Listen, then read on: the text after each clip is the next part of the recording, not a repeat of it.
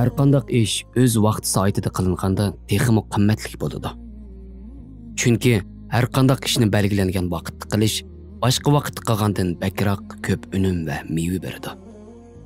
Namozmi shuningga o'xshash.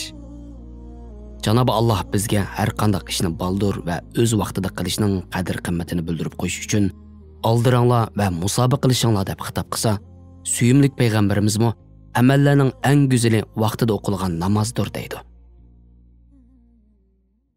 Onun cho'ng onasi 70 ga yaqinlashib qolgan mo'may edi.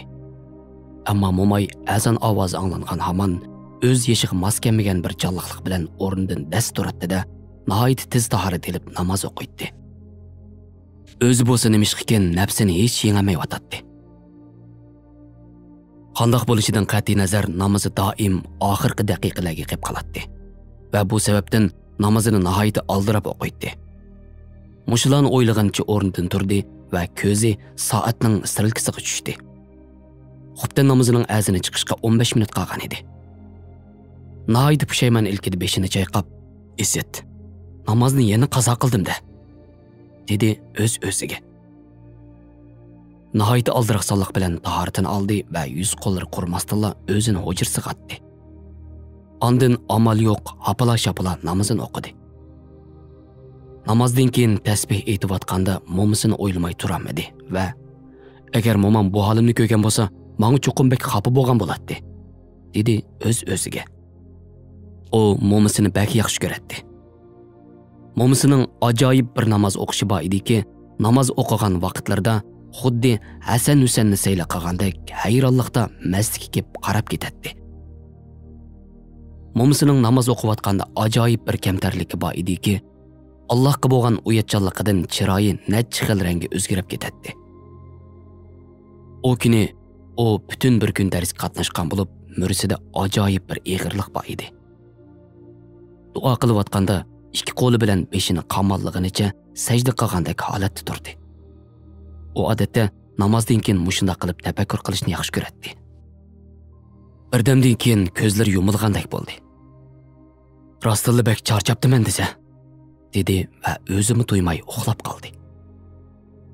Tushida qiyomat qoyim bo'lgan bo'lib, atrof xuddi mahshar kunidek nihoyat qisdi-qiston edi. Hamma yerda liqqida odam bor edi. Ba'zilar muzda qetib qolgan holda atrofga qarasa, yana ba'zilar u yoqdan bu yoqqa yuguraydi. Yana ba'zilar tizlanib boshlarini qamonlig'icha kimlarnidir saqlab o'tadi. Onun yuragi qipidan chiqadigandak darajada nihoyat tez so'qib o'tadi va bor kuchi bilan tirishib qafasdan chiqishga oz qolgan edi. Shu topda uning peshonasidan muzdek tarlar eqib o'tadi. Hayot vaqtida qiyomat, savol so'roq va amal tarosiga oid bak ko'p narsalarni anglagan edi. Lekin mahshar maydonidagi odamni vahimaga soladigan qo'rqinishning bu darajada dahshatli ekanligini o'ylab baxmagan edi. Shu topda savol so'roq davom qilib o'tadi. Shu qatorda uning ismini chaqirdi. Ismini anglagan hamon ongdan qolgan holda o'ng va so'l tarafiga qaradi. "Meni chaqirdingizmi?" dedi qalbaki titirgan holda. Tuyuqsiz qisti-qistonchilik o'tiridan yerilib, onunga bir yo'l ochildi. Ikki kishi uni qo'ltiqlig'icha epmandi. Ularning mahshar maydoniga tayinlangan farishtalar ekanligi aniq edi. Qistonchilik orasida ko'zlarini chakchaytgan holda mangdi. Ondan belgilangan yerga yetib keldi. Ondan farishtalar darhol uningdan yiroqlashdi. Shu topda uning ko'z oldidan butun hayoti filmga o'xshash birma-bir o'tib o'tadi.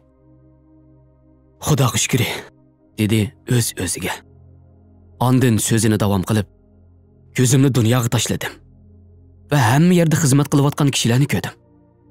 Dadam bo'lsa, bir tabliq so'rindan yana bir tabliq so'rin orasida yugurib o'tadi. Pul-mollarni Alloh yo'lida sarf qilib o'tadi. Onam bo'lsa, uyga kelgan mehmonlar bilan aldirish edi. Bir dasturxon qurg'dalsa yana birini akilatdi. Men bo'lsam, har vaqt mushu yo'lda bo'ldim. Kishilarga Alloh to'g'risida bilganlarimni yetkizdim. Namozlarimni o'qidim. Ro'zalarimni tutdim. Farz qilganning hammani qildim. Haromdan saqlandim. yoshlari kirpiklarining orasidan sirg'iyotganda Rabbimni yaxshi ko'raman. Hech bo'lmasa, uni yaxshi ko'raman deb o'ylayman, deb atadi. Ammo yana bir tarafdan uning uchun nima qilsam oz? Amallarim baribir jannatga erishga yetmaydi, deb o'ylaydi. Uning hozirgi birdan-bir ishonchisi Allohning rahmati edi. Sual so'roq bag'ansir ko'payib peshonasidan munchoq tarlar hali ham eqiyotdi va butun badallari chiliq-chiliq o'l bo'lib ketayotdi. Hamda qo'rqinchdan dir-dir titraydi. Shu topda ko'zlari tarozining tayiqidagi natijani kutayotdi. Tayinlangan farishtalar qo'llarida bir qog'ozni ko'targanicha mahshar maydonidagi qisqiqstanchilikqa oldini qildi. Ondan uning ismini chaqirdi. Amdilikda uning putlari bosmas holatga kelgan bo'lib, aylanib ketishga ozlik qolgan edi. Shu topda hayajon bilan ko'zlarini yumib, natijaning e'lon qilinishini kutib Tuyuqsiz mahshargohdagi qistonchilikning orasidan guldirilgan dahshatli bir ovoz anglandi. Quloqlar xato anglamayotgandi, ha? Chunki uning ismi jahannamliklarning tizimlik qatorida chaqirilyotdi. Men qandoqsiz davzixiy bo'laman. Hayotimning oxirigacha Alloh yo'lida xizmat qildim. Har vaqt bu yo'ldagi kishilar bilan birga mangdim. İnsanlarga Allah to'g'risida bilganlarimni yetkizdim, deb atadi. Shu topda uning ko'zlari to'rlashib, butun badanini titrak besayotgan edi. Tayinlangan ikki farishta uning qo'llaridan tutib, qisqiqstanchilikning orasidan yolqinlari osmonga taqishadigan jahannamga qarab, so'rab epmengishga boshladi. Shu topda har tarafga to'lg'in atdi. Acaba onunga yordam va yor yo'lakda bo'ladigan hech kim chiqmasmi? O yana kalpuklari titirgan holda beshiba oxiri yo'q so'zlar bilan yolvorishga boshladi. Acaba qilgan xizmatlarim, tutgan ro'zalarim, o'qigan Qur'onlarim, namozlarim hech qaysi meni qutuldirmasmi? Oxirida varqirg'inicha yordam so'rashga boshladi. Farishtalar uni so'rab jahannamga olib kelishga oz qolgan edi.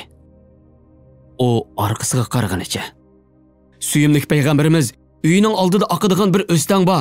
Har kuni shu o'stangda yuyinganda o'stang odamni qandoq pokizlagan bo'lsa, 5 vaqt namozmi musulmonni shundoq poklaydi degan tursa, acaba mening namozlarim meni qutuldirmasmi? deb o'yladi. Namozlarim deginicha o'ksib yig'lashga boshladi. Farishtalar ozroq to'xtamasdan mangan peti uni jahannamning ishikining tuviga olib kelgan edi. Shu topda jahannamning harorati uning yuziga urilib atadi.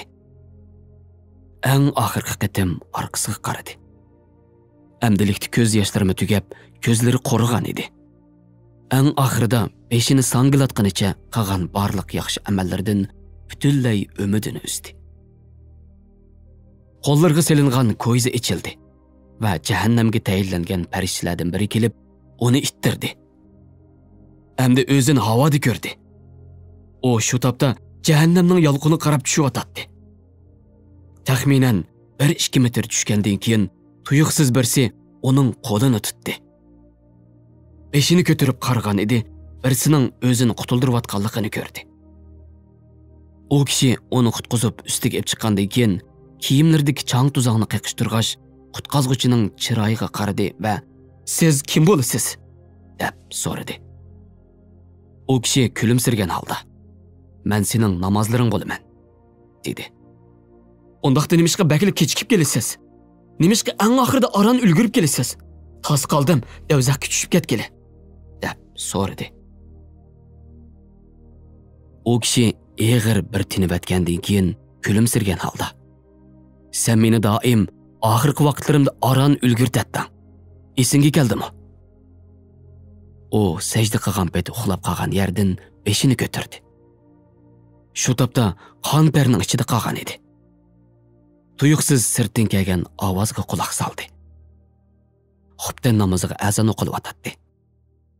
O o'rnidan etilgan o'qqa o'xshash suvxonaga qarab ushdi va xubdan namozi uchun tahorat oldi.